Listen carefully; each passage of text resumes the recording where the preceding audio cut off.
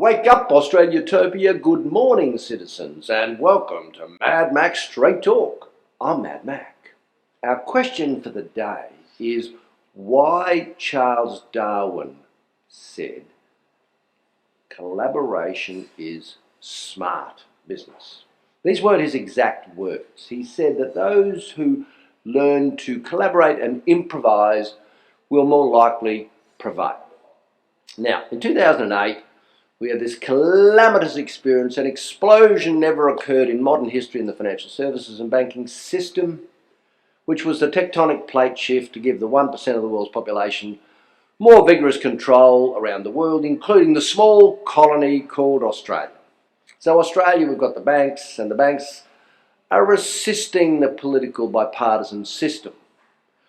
Meanwhile, those in smart business, the small, the medium, the retail trader, who are 40% of GDP, they're going to have to gather around and join forces under multiple balance sheets. And I'll tell you why. I had the great fortune from a young age to look after the public's money, as a consequence of which I learnt to manage a balance sheet. A trust account is someone else's money, and a business account is your money. So I got very good at managing a trust account, which allowed me then to get a license to be a finance company, and I built that finance company to looking after about 800 odd million of real estate. It wasn't my real estate. It was a whole lot of other people's real estate. I just had a whole bunch of loans, securities, and out of that dropped a margin, and I made a ton of money. So what I want to talk to you today about is why you, as a small business, needs to get your head around the importance of partnering and to try and understand the model that I've developed, which is a cooperative corporation model. Now, I've written a book. It's called Strange Animals Come Down to Drink, A Financier's Journey to a Brave New World. I'm not flogging the book, but it has got some valuable lessons, and be delighted if you were to read it. In it, I said, look, there are 7 strange animals that inhabit not just Australia, but frankly, pretty much all countries in the world. They are from largest to most virulent in terms of danger. Bunyipus bureaucratus, which is the bunyip that lies slothfully over the country in terms of bureaucracy. The other is Tyrannosaurus bancus, a particularly, dangerous creature who's got control of most nations. We've got something called Fiduciarius predatus, which is a shape-shifting werewolf in sheep's clothing. We've got Foxus narcissus, which is that narcissistic CEO who's just got to make a whole bunch of money at the cost of other people. You've got the legal profession. I'm a little bit unkind to my colleagues because I call them a Rattus wheelus, those archaic rodents in their top end of town, ivory towers with their daily melting clocks and their decrusted cucumber sandwiches. You've then got what we call Hyenus rortus, that is the insolvency profession, which in Australia engages in daily and aberrant criminality. They're very, very naughty officers of the court. Yes, so there's the angle, because they have fiduciary duties. You've then got the really wicked, naughty one who sold his soul, and that's Reptilia deadlius. So how would collaborating help in that situation? Well, I've been converted to mutualism, and up on the screen is going to come 7 virtues of mutualism. I'd love you to take your time to read them and study them. I sum them up by just mentioning 1, 2, and 4, because that wraps it up for me almost. Number 1, it's not about you. Number 2, it's not about me. It's about we and mutual outcomes. Number 4 is significant. It says, we demand mutuality from those who seek financial gain in the social institution of the marketplace. So whatever community you live in this small country called Australia, whether it's Bendigo or Ballarat or Northern Territory or Devonport or Perth or Townsville, you live in a community. And that community it's a bit like a village. And in that village, there's lots of small businesses, but there's also the 7 strange animals because they inhabit all the communities. And if you hunker down and get to know one another, what you get to do is to pool your resources. Now, every one of the big guys out there, your Facebooks, your Instagrams, your Yip, your Yap, all those global IT companies, they're all after one thing. It's called smart data. They want the data for the small, the medium, and the retail trader.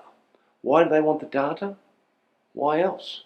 So they can pinch your business or sell you something whilst they might be misbehaving somewhere else. So what we do is if we join forces, we can build our own bank. Now, bearing in mind, a bank just comes from the word banquet. Imagine that we're sitting on a banquet seating and we've got a whole bunch of money that we're entitled to give to someone else, only to a member. So the key to this model is, firstly, as far as the Australian Secretive Investment Commission is concerned, we're just a big club. We're having a lot of fun, we're training, we're contributing, and we're pulling it all together. So that's the teams that I'm developing. I'm developing teams that will train you. At the meantime, we'll be training ourselves because this model has been built in butter paper sketches, and I'm going to draw you this model right before your eyes in a moment. It's called a house of brands, and I got the idea from a very, very clever South African fund manager who in 2010 was sitting in a boardroom in Collins Street. You know Collins Street? Yeah, it's one of the rulers of the known civilised world here in Australia. And I'd done 2 30-minute presentations to several Hebrew colleagues. Well, one of whom wasn't present in the first one, but in the second one he was present. And he parachuted in from South Africa, and he had a lot of money. Oh, we're talking about the largest in South Africa. And the one here had a lot of money. So after the 2 presentations, they were comfortable to give me $45 million, and they were going to take over the assets, and we were going to do some really clever things together. Now, none of that stuff happened because if what happened didn't happen, I wouldn't know what I know now.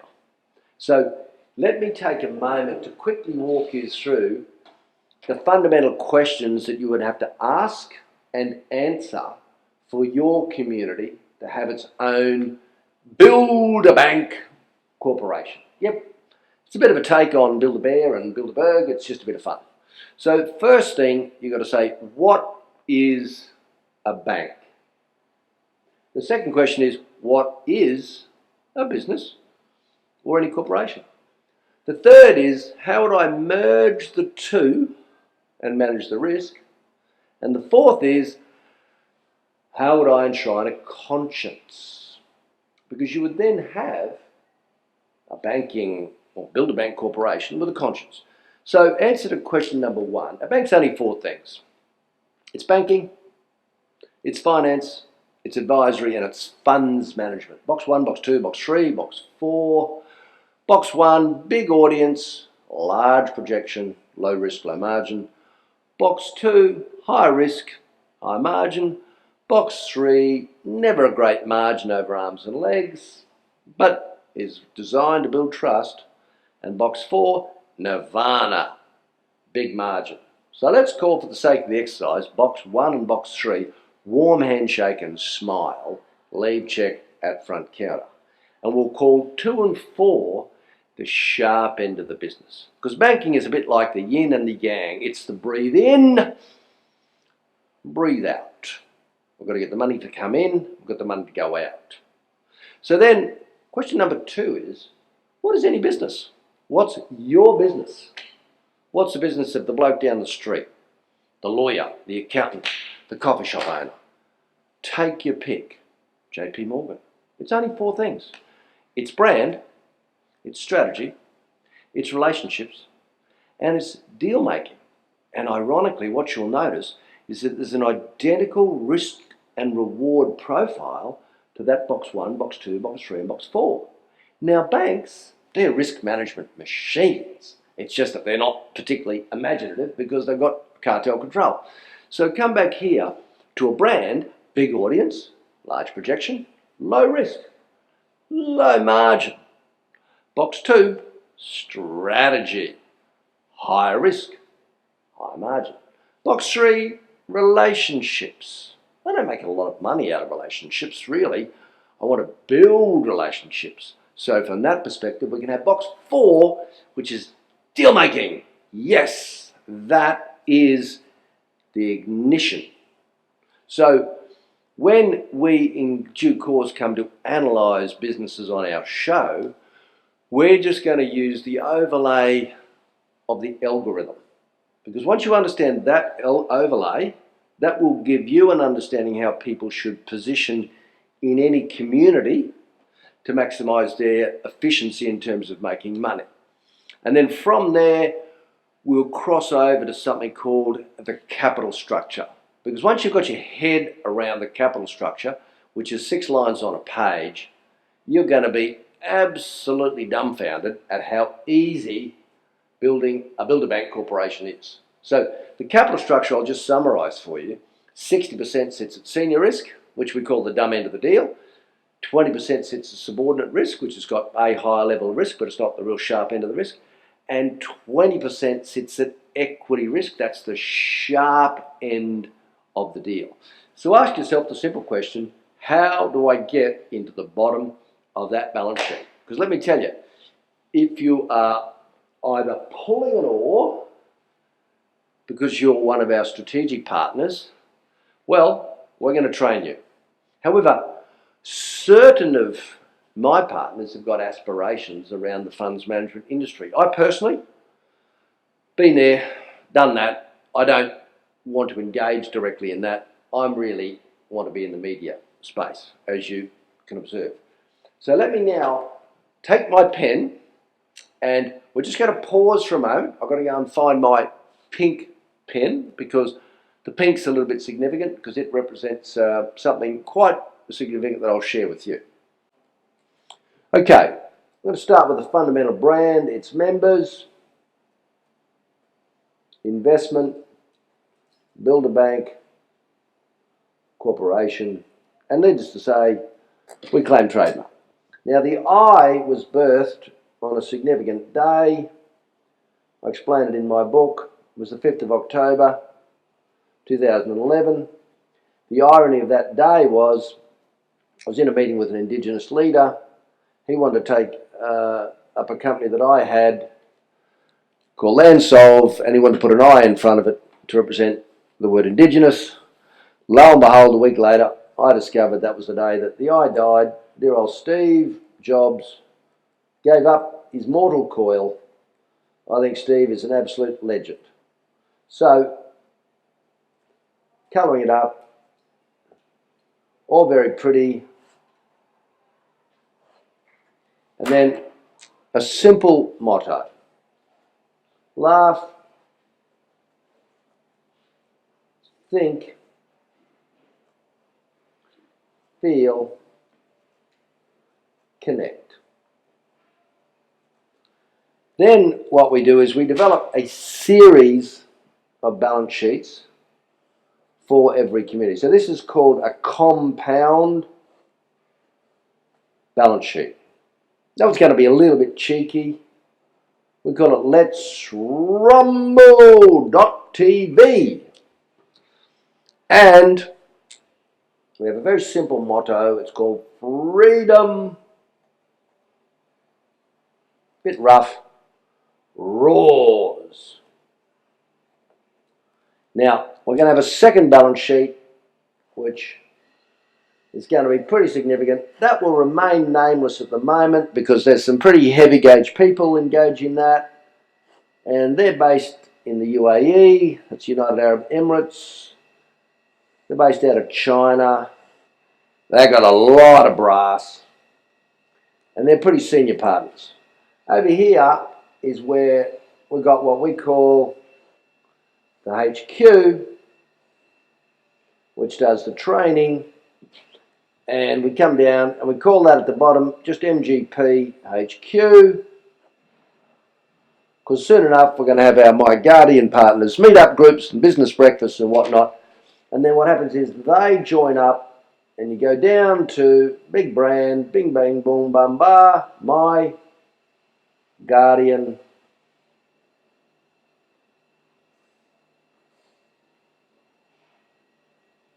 trademark. Whoop, shivers, I forgot the D. Put the D in. Now, this would normally be a lot neater than this. Been done in a bit of a hurry. Now, we've got a really, really important motto here. I want you to listen carefully. The motto is one vision,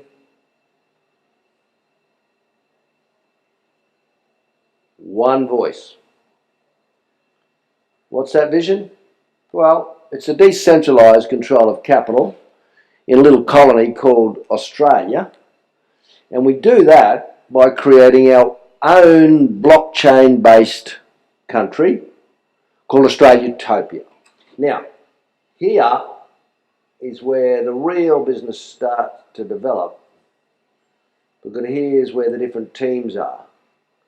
So we have a team, boom, boom, boom, away it goes. Now the way the algorithm starts to play out is that combines to represent brand, this is strategy, this is relationships, this is deal making. When you really get cranked up, that becomes brand, that becomes strategy, that becomes relationships, that becomes deal making. When you're really ramping up into full collaborative unison in a community, this becomes the brand, that becomes the strategy, this becomes the relationships, and wow, that'll be the deal making. Then as you grow, you just drop down and you've got more banking system here and you've got more banking system there. So, ladies and gentlemen, thank you. I hope that wasn't too dry. That was just a very quick summation of roughly about 7 years worth of work, quite deep work. It will unfold slowly and organically as a corporate cooperative system as we attract our different partnerships to collaborate into the model. Now, the reason for that is that when you've got multiple business units with multiple revenue streams, you get what's called a multiple of value. And what you've also going to learn as we go down this pathway, that if you're going to want to establish yourself as a business champion, then I'm sorry, but you've got to pick a fight. Because if you're not picking a fight with someone with a vastly bigger balance sheet than you are, you're just sort of skirting around the edges. Now, countries don't pick a fight with other countries without showing up with a pretty decent military team.